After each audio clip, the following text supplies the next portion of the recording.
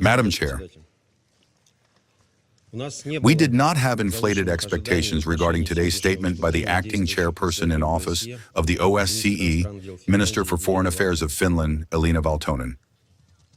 After all, throughout the entire year, the Finnish chairmanship consistently and systematically aggravated the crisis in our organization, bringing to the point of absurdity the total Ukrainization of its agenda.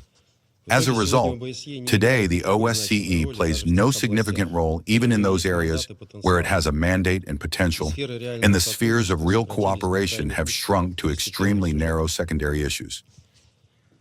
At the same time, the acting chairmanship of the OSCE is attempting not to notice such an elephant in the room as the crisis of European security provoked by NATO countries, while baselessly, contrary to the facts, placing responsibility for the consequences of these steps on Russia. Under these conditions, is it any wonder that no one even remembers our pan-European organization today, which laid 50 years ago the foundations for peaceful coexistence and cooperation in Europe? If, Madam Minister, this was precisely the goal you set for yourself a year ago, then you may be congratulated on its successful implementation. In addition, we have, unfortunately, already grown accustomed to the fact that, in recent years, the statements made in this hall by the acting chairmanship have been carried out in violation of its mandate, which is clearly defined, in particular, in the decision adopted following the OSCE Ministerial Council meeting in Porto in 2002. I quote, "The chairmanship in office must avoid acting in a manner inconsistent with positions agreed upon by participating states, and must also ensure that the full spectrum of participating states' views is taken into account." As you have just clearly demonstrated to us, our Finnish colleagues display no such intention, promoting on behalf of the OSCE a purely Western, flawed, anti-Russian narrative. I would like to remind you, Ms. Valtonen, that the acting chairmanship has no right to change the parameters of the organization's functioning to suit its national ambitions or the desires of individual groups of countries. After all, within the OSCE at the present moment, there is no common understanding of the causes and prospects for resolving the conflict in Ukraine. Consequently, you had no right whatsoever to speak on this topic on behalf of the OSCE. You have only a couple of weeks left at the head of the organization, and as we saw today, you and your colleagues have still not mastered the basic principles of its functioning. The main among them is the principle of consensus, which is the cornerstone of the OSCE's work. Under Finnish leadership, the tactic of segmenting the discussion into small groups has been actively promoted. The goal pursued in this is absolutely obvious: to exclude from the process undesirable countries, primarily Russia, and to prepare the ground for a departure from the organization's key rule of consensus. All this was done in 2025 under the umbrella of dubious reform ideas within the so-called Helsinki Plus 50 process. If the organization continues to follow this course, then it may soon be necessary to speak of it only in the past tense.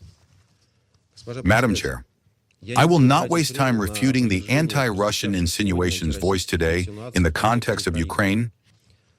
Everything is now perfectly clear with regard to the Ukrainian settlement. The corrupt Ukrainian little prince, who continues to trample on basic human rights and freedoms in his country, is striving at any cost to preserve his power and everything he has stolen over these years from his own people.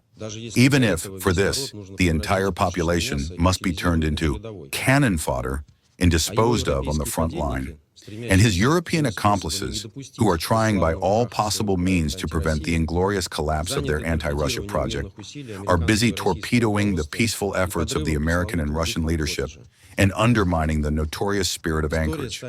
History will be their merciless judge for this. Instead of this, I would like to address the Swiss, who are taking up the chairmanship watch and assuming the helm of the OSCE at a decisive moment for the organization. It is precisely on you, colleagues, that its future will largely depend, its relevance in the process of searching for a European security equation acceptable to all, which, as we all understand, may soon begin. It would seem, who but the OSCE, given its mandate, many years of experience in pan-European character, should play a key role here. However, the OSCE's ability to perform this role still remains to be proven, given how it has compromised itself and demonstrated its worthlessness thanks to the efforts of the Finnish chairmanship and a number of its predecessors. In order to bring the organization back to life, considerable work will have to be done, casting aside the stereotypes and harmful practices that today hang over it like a Damocles sword. The OSCE must finally cease to be used as an instrument for advancing Western interests in the space east of Vienna. As I have already said, the artificial total Ukrainization of the OSCE agenda, which has pushed it today to the sidelines of international life, must also come to an end. Madam Chair, dialogue and a serious, frank conversation within the OSCE are not only possible, but also extremely in demand, not only in Europe, but throughout the world.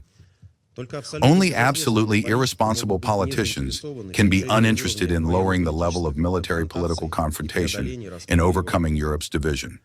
It is precisely they who today, contrary to pan-European interests, baselessly mold an image of Russia as an enemy and attempt to make a future war with Russia the core task for all Europeans. To this madness and zombification of the European public, rational forces on our common continent are trying to oppose dialogue. We were and remain ready for it. The key to its success remains our ability to return to observing the fundamental principle of the indivisibility of security, which implies the equal right of every participating state to security and the renunciation of strengthening one's own security at the expense of the security of others. In accordance with this cornerstone postulate, no group of states can claim preferential responsibility for maintaining peace and stability in the OSCE region or consider any part of it as its sphere of influence.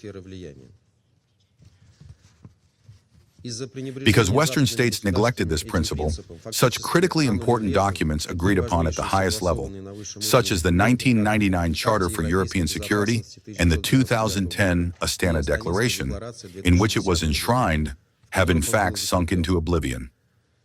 Today it is absolutely clear that the current confrontation around Ukraine could have been avoided if all countries that signed these agreements had strictly adhered to them. Instead, the West placed its bet on NATO expansion in violation of its commitments within the OSCE.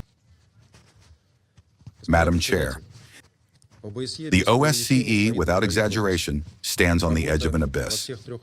Work in all three dimensions of security, the politico-military, the economic-environmental, and the humanitarian, is in fact paralyzed. The organization's unique politico-military toolkit has been practically lost. Traditional activities aimed at combating global transnational threats are not being conducted. Consensus-based conferences have been replaced with ersatz events. Neoliberal narratives are being implanted into the highly politicized humanitarian basket. Under these circumstances, Russia, as an OSCE participating state, has every reason to expect from Switzerland maximum equidistance and actions carried out exclusively on behalf of all 57 states. We expect that the future chair will facilitate dialogue and cooperation among participating states, as well as eliminate the disagreements that arise between them. For this, it is extremely important to preserve consensus as the basic principle of the OSCE's work. For if there is no consensus, then there will be no organization. We believe that Bern, if it is indeed committed to saving a pan-European organization, tasked with promoting cooperation and resolving the problems that arise along this path, is fully capable finally in the coming year of making a bet on unifying interaction within the OSCE, overcoming the negativity accumulated over recent years. We remain interested in such a scenario. However, we have serious doubts regarding the ability of our European colleagues to rid themselves of Russophobia and to cast aside, for the sake of the peaceful future of our children, the anti-Russian narratives that have been systematically imposed in their countries. Thank you for your attention.